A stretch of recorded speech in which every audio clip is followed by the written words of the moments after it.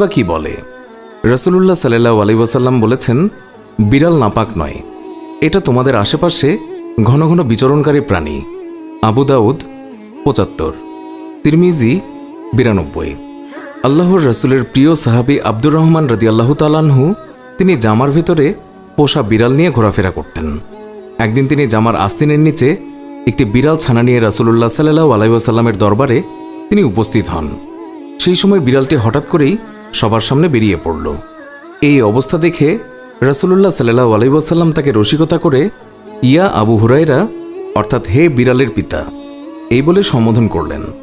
এরপর থেকেই তিনি মূল নামের চেয়ে আবু হুরায়রা নামে বেশি খ্যাতি লাভ করলেন। আর সেই দিন থেকেই তিনি নিজেকে আবু হুরায়রা নামে পরিচয় দিতে তিনি বেশি পছন্দ করতেন। আল্লাহর রাসূল সাল্লাল্লাহু আলাইহি ওয়াসাল্লাম তিনি যখন ওযু করতেন তখন নিজের ওযুর পাত্র থেকে বিড়ালকে